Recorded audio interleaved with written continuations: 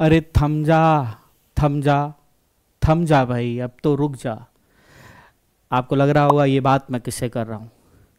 ये बात वर्षा से हो रही है। जी हाँ, वर्षा। क्या है ये वर्षा? वर्षण का एक प्रकार है, अर्थात कहा जाए वायुमंडल में मौजूद जल का एक रूप जब यह धरातल पर आता है तो इसे वर्षा कहा जाता है। यूं तो हमारे पृथ्वी पर सर्वाधिक मात्रा में जल का ही विस्तार दिखाई देता है। हमारे पृथ्वी पर जल तीन रूप में पाया जाता है, या कहा जाए तीन अवस्थाओं में पाया जाता है, ठोस, तरल और गैस। वायुमंडल में उपस्थित जिस जल की मैं बात कर रहा हूं, जो बारिश के माध्यम से नीचे आ रहा है, यह जल प्रारंभ में गैस के रूप में यानी जलवाष्प के रूप में वायुमंडल में मौजूद रहता है, लेकिन संघनन की प्रक्रिया के पश्चात यह जलवाष्प पुनः तरल अवस्था में बदल जाती है और फिर यह जल की बूंदें जो कि गोल होती हैं, वर्षा की बूंदें, जिन्हें सामान्यतः कहा जाता है कि इनकी जो गोलाई है, इनका जो व्यास है, यह 2 मिलीमीटर का होता है। यह जो वर्षा की बूंदें गोल जो हैं, यह जल के सतही तनाव के कारण गोल हैं, और जब यही ही गोल लगभग 2 मिलीमीटर की बूंदें जब धरातल पर पहुंचती हैं तो हम उसे वर्षा के नाम से जानते हैं। लेकिन वायुमंडल में उपस्थित यह जल जब पृथ्वी पर पहुंचता है तो मानो पृथ्वी पर मौजूद समस्त जीवों को एक सुख की अनुभूति प्राप्त होती है, जिससे वन हरे भरे हो जाते हैं, जंगलों में मोर नाचने लगते हैं, जंगलों में मौजूद जंतुओं के लिए पीने योग्य जल की प्राप्ति हो जाती है।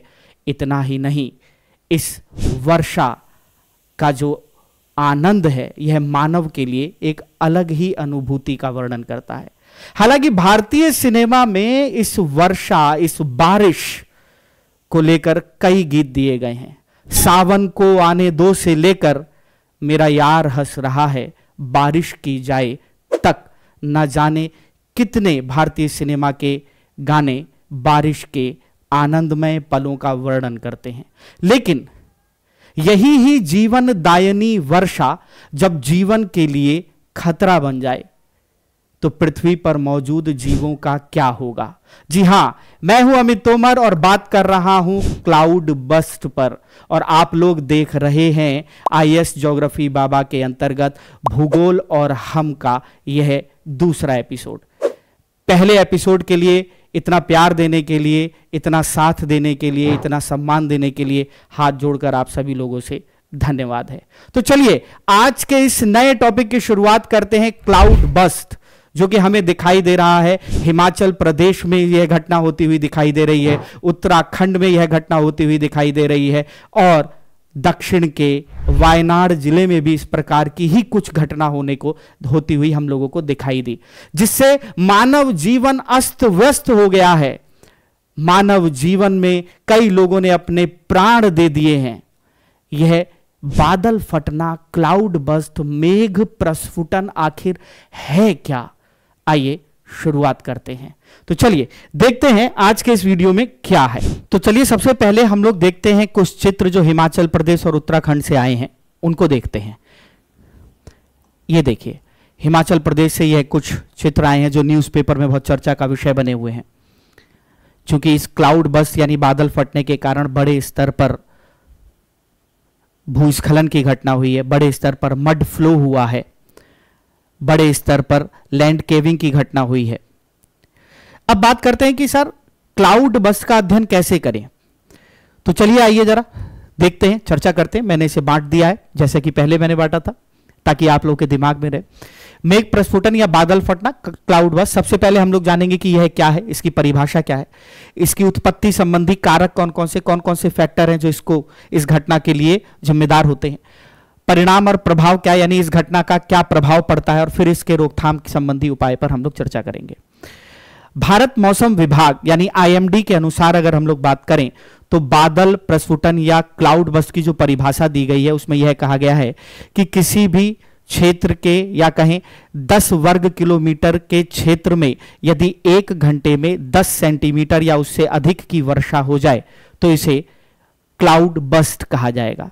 चूंकि भारत में मौसम संबंधी विविधताएं बहुत अधिक हैं, इसलिए यह भी कहा जाता है कि यदि आधे घंटे में 5 सेंटीमीटर या उससे अधिक वर्षा हो जाए तो उसे भी क्लाउड बस्ट में ही शामिल किया जाएगा, यानी उसे भी क्लाउड बस्ट ही कहा जाएगा। ये जो बादल फटने की घटना है, क्लाउड बस्ट की जो हम लोग बात कर रहे हैं, क्या यह एक स्थानीय घटना है? जी हां, यह एक स्थानीय घटना है। अचानक से किसी क्षेत्र में घटने वाली घटना, जिसमें बड़े स्तर पर गरज और चमक के साथ वायुमंडल में, बादलों में मौजूद जल एक साथ बड़े स्तर पर नीचे आ जाता है। खैर, तो जैसा कि मैंने परिभाषा आप लोगों को बताई कि भारत मौसम विज्ञान के अनुसार 10 बाई 10 यानी 10 वर्ग किलोमीटर के क्षेत्र में जब एक घंटे में 10 सेंटीमीटर या उससे अधिक की वर्षा दर्ज की जाती है तो इस घटना को मेघ प्रस्फुटन कहा जाता है, क्लाउड बस्ट कहा जाता है। इस परिभाषा के अनुसार 30 मिनट में 5 सेंटीमीटर वर्षा को भी शामिल किया जाता है और यह एक स्थानीय घटना है। सबसे इंपॉर्टेंट शब्द को याद रखिएगा, यह एक स्थानीय घटना है जो किसी भी क्षेत्र में अचानक से घट जाती है। अब बात यह आती है कि इस बादल फटने की घटना के लिए कौन कौन जिम्मेदार है, इसके लिए जिम्मेदार कारक कौन कौन से हैं। तो बात की जाती है दक्षिण पश्चिम मानसून की, बात की जाती है पर्वतीय उत्थान, ओरोग्राफिक जो है ऊपर उठना, और बात की जाती है क्यूमुलो निम्बस बादलों के निर्माण की, बात की जाती है हवा का तीव्र वेग से ऊपर की तरफ उठना, और फिर बात की जाती है अधिक वर्षा। यानी कि ये कारक ही जिम्मेदार हैं किसी भी क्षेत्र में बादल फटने की घटना से संबंधित कारक के रूप में ये काम करते हैं। क्लाउड बस्ट होने के यह कारक हैं।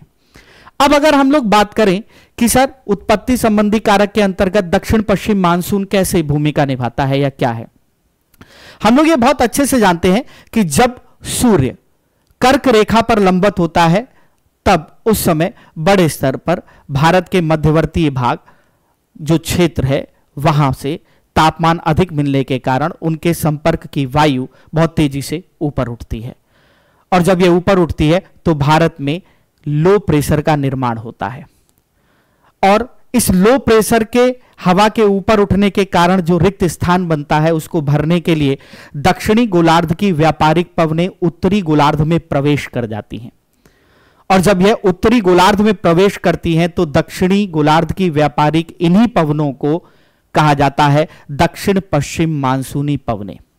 और जब यह दक्षिण पश्चिम मानसूनी पवनें भारत में जब प्रवेश करती हैं तो यह दो शाखाओं में बढ़ जाती है। एक शाखा कहलाती है अरब सागर की और एक कहलाती है बंगाल की खाड़ी की शाखा। और इस रिक्त स्थान को भरने के लिए अरब सागर की शाखा भी जाकर भारत के आंतरिक भाग में, स्थलीय भागों में प्रवेश करती है, और बंगाल की खाड़ी की शाखा भी भारत में प्रवेश करती है, और अपने साथ जलीय क्षेत्र के साथ आने की वजह से ये अपने साथ बड़े स्तर पर जल लेकर आती हैं। आर्द्रता यानी यह वायु राशि नमी को अवशोषित करती हुई आती है। दूसरा, अगर हम लोग बात करें पर्वतीय उत्थान, इसका क्या आशय है? अभी मैं एक फिगर के माध्यम से भारत के संदर्भ में ये सारी बातें आपको बताऊंगा। पर्वतीय उत्थान से आशय यह है कि जब कोई आर्द्रता युक्त वायु किसी पर्वत के ढाल के सहारे ऊपर चढ़ती है तो जैसे जैसे वह ऊपर चढ़ती जाती है तो आप लोगों को पता है कि तापमान में कमी होगी। प्रत्येक 1 किलोमीटर की ऊंचाई पर लगभग 6.5 डिग्री सेंटीग्रेड तापमान में कमी आती है। तो यह आर्द्रता धारण करती हुई वायु जब किसी पर्वत के किनारे के सहारे जब ऊपर चढ़ेगी तो इस वायु के तापमान में कमी होती है, और जब तापमान में कमी होती है तो वायु में मौजूद जो जलवाष्प है यानी जो जल गैस के रूप में मौजूद है, संघनन की क्रिया के कारण वह तरल अवस्था में बदल जाता है, कंडेंसेशन के कारण। अब जब यही ही संघनन के कारण बूंदों में बदल जाता है तो बादलों का निर्माण होता है और वर्षा होती है। लेकिन अभी ये कैसे जिम्मेदार है इसको भी मानेंगे, यह तो आम घटना है वर्षा के लिए। ऐसे ही क्यूमुलोनिम्बस बादलों का निर्माण, इन बादलों को अगर हम लोग बात करें क्यूमुलोनिम्बस तो यह दो बादलों से मिलकर बने हुए, क्यूमुलस और निम्बस बादलों से मिलकर बने हुए, यानी कि गहरे भूरे रंग के बादल जो वर्षा के लिए जाने जाते हैं वह बादल। यानी कि जब कोई आर्द्रता युक्त वायु किसी पर्वत के ढाल के सहारे ऊपर चढ़कर जो बादलों का निर्माण करती है संघनन की प्रक्रिया के बाद, तो क्यूमुलोनिम्बस बादलों का निर्माण अगर होने लगता है तो यह समझिए कि तेजी से जल का संचयन होना शुरू हो गया है। फिर हवा का तीव्र प्रवाह, अब इससे क्या आशय है? एक तरफ पर्वत के किसी ढाल के सहारे आर्द्रता युक्त वायु जब ऊपर की तरफ उठ रही होती है और ऊपर जाकर उसमें मौजूद जलवाष्प का जब संघनन होता है और वह संघनन के बाद जब तरल बूंदों में बदल के वर्षा की बूंदों के रूप में बदल के धरातल की तरफ आना चाहती हैं, पर्वत के उस ढाल के ऊपर आना चाहती हैं, वर्षा के रूप में गिरना चाहती हैं, लेकिन फिर से पवन के सहारे यानी कि जो पवने ढाल के सहारे अभी भी तीव्र वेग से ऊपर आती जा रही हैं, तो वह पवन इन बूंदों को नीचे नहीं गिरने देती, बल्कि वह गर्म पवन इनको और ऊपर ले जाती हैं, जिसकी वजह से क्यूमुलोनिम्बस बादल में बूंदों का आकार धीरे धीरे बड़ा होने लगता है और एक समय ऐसा आता है कि बादल इन भारी बूंदों को रोकने में सक्षम नहीं होता गुरुत्वाकर्षण बल के कारण, और अचानक से पूरा जल नीचे की तरफ आ जाता है। चलिए आइए अब इसे हम भारत के संदर्भ में देखते हैं, किस तरीके से देखें। चलिए देखते हैं। जैसा कि मैंने आप लोगों को बताया कि दक्षिणी गोलार्ध की व्यापारिक पवनें जब भूमध्य रेखा को पार करती हैं तो कोरियालिस बल और फेरल के नियम का अनुसरण करते हुए अपने दाहिने ओर मुड़ जाती हैं। क्यों? क्योंकि हम यह बहुत अच्छे से जानते हैं कि यह पृथ्वी है, यह भूमध्य रेखा है, दक्षिणी गोलार्ध के व्यापारिक पवनों की जो दिशा है यह दक्षिण पूर्व से उत्तर पश्चिम की ओर होती है, लेकिन जैसे ही ये भूमध्य रेखा को पार करती हैं तो फेरल के नियम के अनुसार इनकी दिशा में परिवर्तन हो जाता है। दक्षिणी गोलार्ध की यही व्यापारिक पवनों की दिशा उत्तरी गोलार्ध में पहुंचते ही दक्षिण पश्चिम से उत्तर पूर्व दिशा में हो जाती है, इसीलिए इसे दक्षिण पश्चिम पवन भी कहा जाता है। अब चूंकि यह पवन जब अपने दाहिने ओर मुड़कर हिंद महासागर में चलते हुए जब प्रवेश करती है, भारत के दक्षिणी भाग से टकरा के दो शाखाओं में बढ़ती हैं, एक अरब सागर की शाखा और एक बंगाल की खाड़ी की शाखा, और यही ही पवनें यहां से जल को ग्रहण कर आर्द्रता के रूप में, नमी के रूप में धारण कर जब भारत के मध्यवर्ती भाग में या भारत में प्रवेश स्थल भाग में प्रवेश करती हैं तो वर्षा का कारण बनती हैं। अर्थात इन्हीं दक्षिणी गोलार्ध की व्यापारिक पवनों को तब कहा जाता है दक्षिण पश्चिम मानसूनी पवनें। अब देखिए यह पवन ऐसे करके चली, भारत में प्रवेश की, एक शाखा ऐसे करते हुए बंगाल की खाड़ी में होते हुए गुजरी, भारत के पूर्वी तट के समानांतर होते हुए गुजरी और आकर भारत के पूर्वी भाग में हिमालय के दक्षिणी भाग से गिरपदीय क्षेत्रों से आके टकराई। अब जाना तो चाहती है पार करके उधर, लेकिन हिमालय जाने नहीं देता, तो यह हिमालय के गिरपदीय क्षेत्रों के सहारे ही पूरब की तरफ चलना शुरू कर देती है ऐसे करके।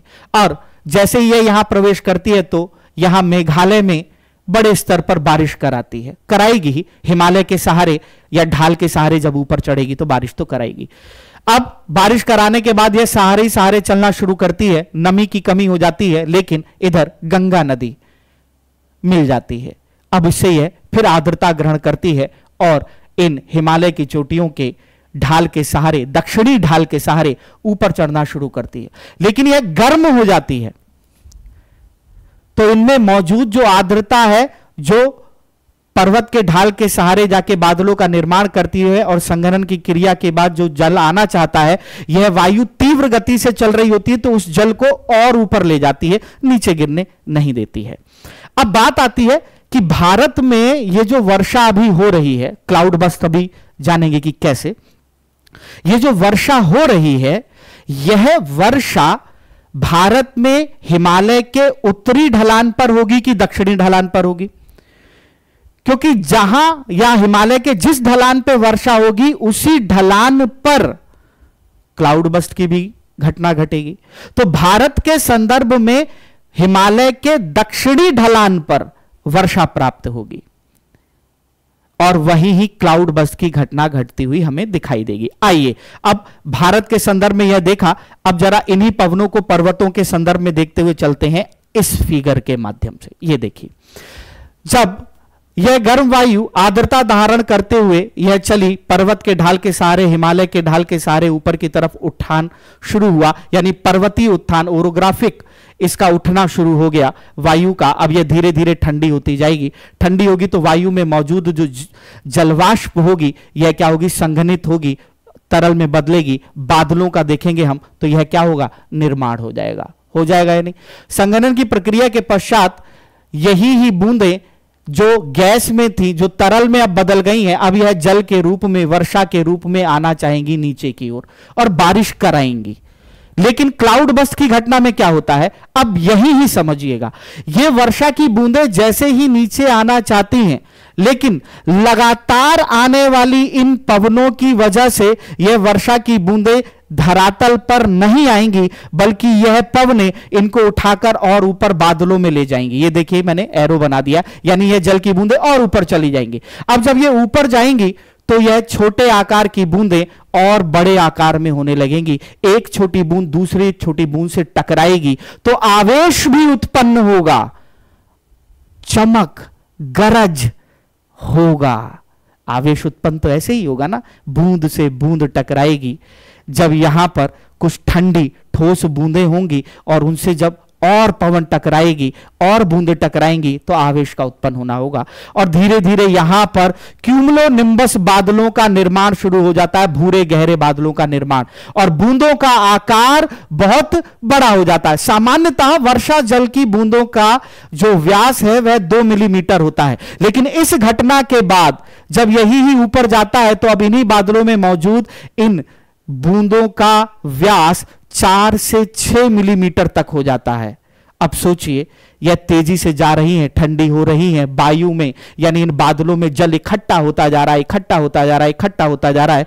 एक समय ऐसा आएगा कि इन बादलों के पास इतनी ताकत नहीं होगी कि यह इस जल को रोक पाए और अचानक से यह पूरा का पूरा जल क्यूमुलोनिम्बस क्लाउड से नीचे की ओर आएगा, और जैसे ही नीचे आएगा तो बड़े स्तर पर यह जल के आने की वजह से, तीव्र वर्षा की वजह से, यानी कि 1 घंटे में 10 सेंटीमीटर या उससे अधिक की वर्षा की जैसे ही घटना होगी तो बस उसे ही क्लाउड बस्ट कह दिया जाएगा। अब देख लीजिए, जो कारक मैंने आपको बताए यहां पर, वह कारक सभी जिम्मेदार हैं। दक्षिण पश्चिम मानसून, पर्वत के सहारे उठना, क्यूमुलोनिम्बस बादल का निर्माण, हवा तीव्र वेग से ऊपर उठा के और उन जल की बूंदों को ले जाके उनका आकार बड़ा कर रही है, और फिर क्या हो रहा, अचानक से पूरी वर्षा हो जा रही। यही ही कारक इसमें क्या करते हैं, प्रभाव डालते हैं। अब आइए हम लोग बात करते हैं नेक्स्ट, परिणाम, या कहें हिमालय में बार बार यह घटना क्यों हो रही है। सबसे बड़ी बात, दूसरी चीज, क्या क्लाउड बस्ट की घटना पर्वतीय क्षेत्रों में ही होती है, क्या हिमालयी क्षेत्रों में होगी? जी नहीं, हिमालयी क्षेत्रों में भी होती है, पश्चिमी घाट के क्षेत्र में भी होती है, पूर्वोत्तर भाग में भी होती है, पूर्वी घाट में भी हमें दिखाई देती है, और मैदानी भागों में भी दिखाई देती है। जी हां, राजस्थान में भी कई बार बादल फटने की घटनाएं हुई हैं। अब क्यों हुई होंगी, यह आपको इससे समझ में आ गया होगा कि संवहनीय तरंगे, संवहनीय हवा, गर्म हवा उन वर्षा की बूंदों को नीचे आने ही नहीं दे रही होंगी और ऊपर उठा के ले जा रही होंगी, जिससे बूंदों का आकार बढ़ रहा होगा। एक समय बादल में इतना जल हो जाएगा कि रोक नहीं पाएगा बादल, और एक साथ पूरा जल क्या होगा, नीचे आएगा। इस प्रकार की घटना मैदानी क्षेत्रों में भी दिखाई देती है, हालांकि मुख्यतः पर्वतीय क्षेत्रों में यह घटना बहुत अधिक दिखाई देती है। अब बात आती है कि हिमालयी क्षेत्र में यह घटना बार बार क्यों हो रही है। मेंस की आंसर राइटिंग है ना, तो लिखना तो पड़ेगा ही। हिमालयी क्षेत्रों में बार बार इस घटना के होने के 2 कारण हैं। पहला, ऊबड़ खाबड़ स्थिलाकृतियां, यानी पर्वतीय क्षेत्र नमी युक्त वायु को पर्वतीय ढलानों के सहारे तेजी से ऊपर उठने के लिए भूभाग प्रदान करते हैं, सहारा देते हैं कि और उठो और उठो और ले जाओ और बड़ी बूंद करो। दूसरा, महासागरों का गर्म होना। जी हां, जलवायु परिवर्तन के कारण महासागर भी गर्म हो रहे हैं, और जब गर्म हो रहे हैं तो वाष्पीकरण की क्रिया तो तीव्र गति से होगी ही होगी। महासागर तेजी से गर्म हो रहे हैं, जिसके परिणाम स्वरूप नमी युक्त पवन हिमालयी क्षेत्रों तक पहुंच रही है, जिससे बादल फटने की घटनाएं बढ़ रही हैं। तो यह हिमालयी क्षेत्रों में क्यों हो रहा है बार बार, यह हमें पता चला। आप लोग देख रहे हैं, विकास के नाम पर उत्तराखंड, हिमाचल क्षेत्रों में बड़े स्तर पर वनों को काटा जा रहा है, पर्वत पेड़ विहीन होते जा रहे हैं। तो जब ग्रीष्म काल में सूर्य कर्क रेखा पे लंबवत होगा तो यह चट्टानें तो गर्म होंगी ही होंगी, जैसे ही वायु संपर्क में आएगी और गर्म तो और तेजी से ऊपर उठेगी। जलवायु परिवर्तन का प्रभाव तो दिखाई देना है। सड़कों का निर्माण वायु के उठने में और महत्वपूर्ण भूमिका निभाएगा। क्यों? क्योंकि बड़े स्तर पर रोड बनाने के लिए जब वाहन चलेंगे तो उनसे भी तो तापमान में वृद्धि होगी, वायुमंडल में कई गैसें पहुंचेंगी। अब हम लोग बात करते हैं इसी घटना के अंतर्गत कि बादल फटने का परिणाम क्या है या इसके प्रभाव क्या होते हैं, जैसे फ्लैश फ्लड, यानी कि अचानक से इतना अधिक जल आ जाएगा कि उसके साथ बड़े स्तर पर कीचड़, गाद उठती हुई, बहती हुई आपको दिखाई देगी और बाढ़ आ जाएगी अचानक से बहुत बड़ी, उसे ही फ्लैश फ्लड कहा जाता है। भूस्खलन, सीधी सी बात है, पेड़ों को काट दिया है बड़े स्तर पर, पौधे थोड़े बहुत रह गए हैं, वो मृदा को कहां उतने बड़े स्तर पर जकड़ के रख पाएंगे। जब मृदा में जल भर जाएगा तो मृदा की ऊपरी परत जब भारी हो जाएगी तो सरक आएगी ढाल के सारे, भूस्खलन की घटना भी दिखाएगी। मड फ्लो, पंक प्रवाह, कीचड़ प्रवाह, यानी कि बड़े स्तर पर ढलानों पर मौजूद अवसाद, गाद इस जल में घुलकर तेजी से ढाल के सहारे मैदानी क्षेत्रों में बहते हुए दिखाई देंगे, जैसा कि हमें हिमाचल प्रदेश और उत्तराखंड में दिखाई दे रहा है। लैंड केविंग, यानी कि अचानक से किसी स्थल भाग का नीचे की तरफ धंस जाना, सड़क का नीचे की तरफ धंस जाना, यह सब प्रभाव हम लोगों को क्लाउड बस्ट के कारण, अचानक से वर्षा के इतने अधिक जल के कारण होने वाले घटनाओं के रूप में या प्रभाव के रूप में दिखाई देते। अब इसको रोका कैसे जाए, रोकथाम या उपाय क्या है? वैसे तो कहा जाए चूंकि यह एक प्राकृतिक घटना है, लेकिन कहीं ना कहीं मानव इसके लिए भी जिम्मेदार है तो निश्चित रूप से है। कैसे है? थोड़ा सोचिए और सोचिए, पर्यावरण पारिस्थितिकी में इस पे और भी चर्चा होती है। रोकथाम पर बात करें तो पहला, डॉपलर रडार फुटप्रिंट का विस्तार, यानी कि डॉपलर रडार जो है वह क्या करता है, किसी क्षेत्र में अगर आर्द्रता की मात्रा इकट्ठी होती जा रही है तो वह उन चीजों को, ऐसे क्षेत्रों को चिन्हित कर लेता है। तो ऐसे रडारों की संख्या को बढ़ाना है, लेकिन यह बहुत महंगे होते हैं, इसलिए यह काम इतने बड़े स्तर पर होता हुआ दिखाई नहीं दे रहा है, लेकिन यह करना तो पड़ेगा। दूसरा, स्वचालित मौसम केंद्रों की स्थापना होनी चाहिए। तीसरा, जलवायु परिवर्तन के कारण बढ़ रहे तापमान को कम करना। खाली विकास के नाम पर, जैसे अभी हम लोगों ने देखा कि कई धामों को जोड़ने के लिए सड़कों का निर्माण किया जा रहा है उत्तराखंड क्षेत्र में, तो बड़े स्तर पर पेड़ काटे जा रहे हैं, तो तय है उसका भुगतान तो हमें करना ही पड़ेगा। फिर बात करें स्थल को खतरनाक घोषित करना, यानी कि ऐसा क्षेत्र जिन क्षेत्रों में बादल फटने की घटना से या अधिक वर्षा से उन क्षेत्रों में भूस्खलन, फ्लश फ्लड, बात करें अगर हम लोग तो मड प्रवाह, यह सब अगर हम लोगों को दिखाई दे रहा है तो ऐसे क्षेत्रों को चिन्हित करना चाहिए, खतरनाक घोषित कर देना चाहिए ताकि जान माल का नुकसान ना हो। नेक्स्ट, मानचित्र, यानी ऐसे क्षेत्रों का एक मानचित्र होना चाहिए ताकि हमें सटीकता से पता चल सके किन क्षेत्रों में अगर बारिश अधिक हो रही है तो तीव्रता से काम करने की आवश्यकता है। तो यह रहा आपका क्लाउड बस्ट, जिसे आसान से शब्दों में बताने की मैंने कोशिश की।